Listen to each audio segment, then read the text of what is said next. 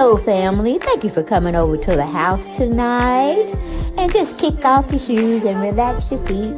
Party on down to the SK beat. We're kicking. Just kicking. Just kicking. Okay, you don't come to another episode where we're going to be asking the question of, why you telling my business?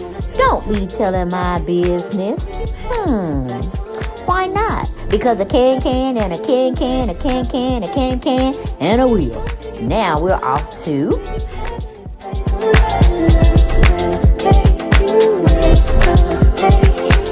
Hello everyone, and welcome back to the channel. Yes, welcome back. How have y'all been doing? Okay, we got a little... I got my notes trying to figure out who I'm going to talk about first. On the Real Housewives of Atlanta, Season 15, Episode 2. Child, it was a hot mess. It's still a hot mess. I'm telling you, we need to recast. We need to get some new blood up in there. Because Marlo was the only one that really didn't cut up. She was just an observer. I was like, now how do the tables turn? But let's just see who we can get into real quick, fast, in a hurry. Hell, let's talk about Drew. Drew comes home from Chicago. She is greeted by her children and Ralph. They have made her a cute little scene to come back, basically to say, Mom, we missed you, and here goes your stuff. Okay. And of course, the kids want to get into this edible fruit thing, and one of them actually asked, can she have some? And she's like, go let have. Go ahead, baby. Go ahead, okay? And she sits down at the kitchen table, and tells Ralph, what's going on with her dad. Her dad don't know her. He's not recognizing anyone, and that kind of makes you want to tear up, because you don't want to see, someone you loved all your life just disappear before your eyes, So I get it. Okay. And then she tells Ralph the only thing that was just like a spark in his eye made her feel better. She started singing. That's my other channel, y'all. Y'all go to it, okay? And subscribe. And if you found yourself unsubscribed to this channel, make sure you subscribe back, okay? Make sure you subscribe back. Because YouTube is acting up again. They're purging accounts or whatnot. But I mean, if you left the channel because you didn't have the time to kick it with me, or you didn't like something I said, or hell, you just don't like my commentary, okay, bye. Hopefully you'll change your mind and come back. But if not, it was your decision, not mine. But anyway, going back to this situation, she pretty much tell him, yeah, she was disappointed, she was hurt. But when she started singing to him, he recognized her voice. And that brought him back to some familiarity of who this may be. So she was cool with that situation. And she was at peace, at least at peace for that moment. Then we have it where she goes into the studio, meet Ralph at the studio. And they go in and talk with this, I guess, producer of music in some form or fashion. That, she wants to record there and this, that, and the third. And she goes in and give him a little, example of how she can put things down. And it was cute. It was cool. She should cut an album. Don't know how well she'll do, on the charts or not.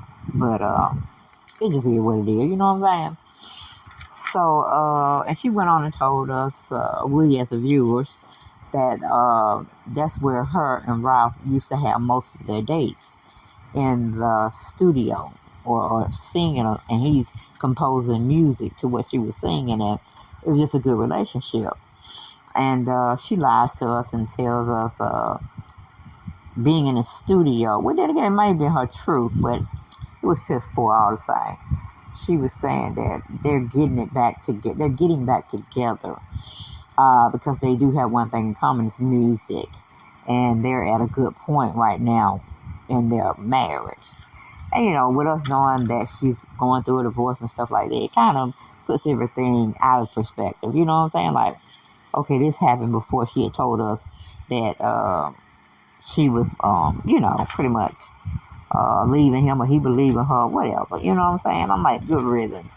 good riddance to Ralph. But somehow it seems like he's gonna be throwing her side and gonna be wanting money and all this kind of stuff, royalties. So if she do get dead, because he composed, and produced the song. So if you're not co-producing or whatever, they can take all your money, and you just be sitting looking stupid, which you never recorded or married that joker. Okay, but that's all with Drew. We wish her well in her endeavors. Currently, we hear nothing else about her divorce. So I don't know. Maybe it's being looked at and talked about behind closed doors. You know what I'm saying? But let's quickly go to Candy. Okay?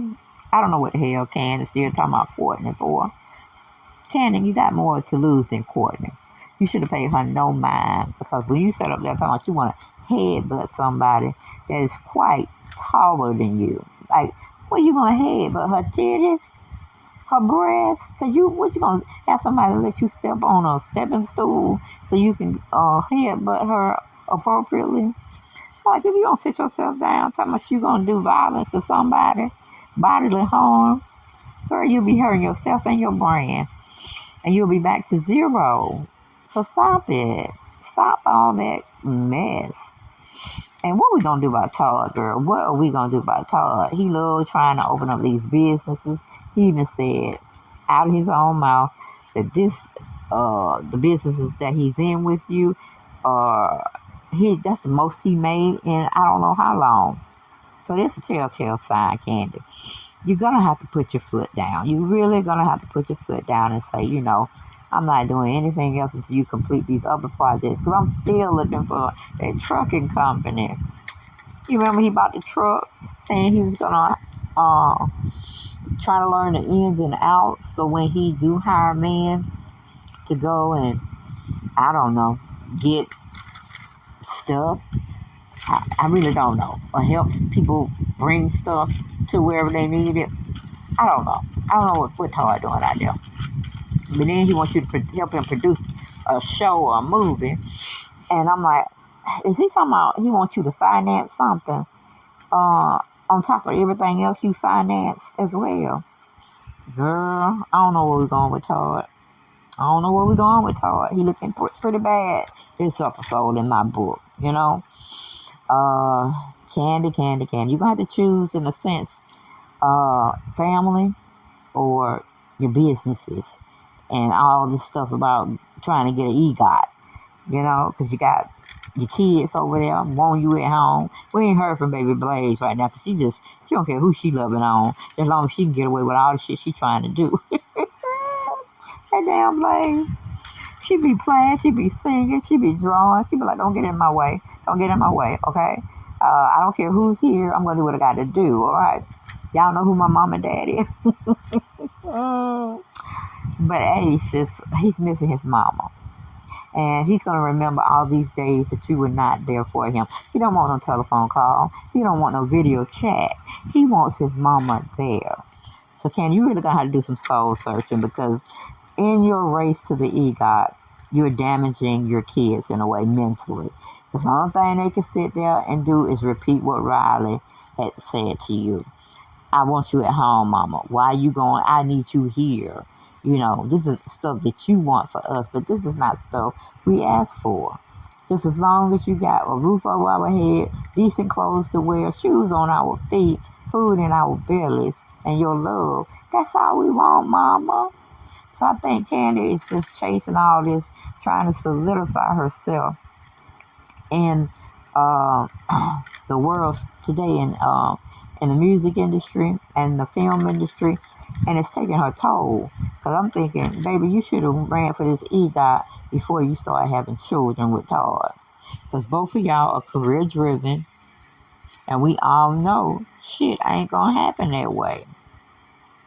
But I'm tired of talking to you about that, because then you talking about you want to resurrect Candy Coated Nights.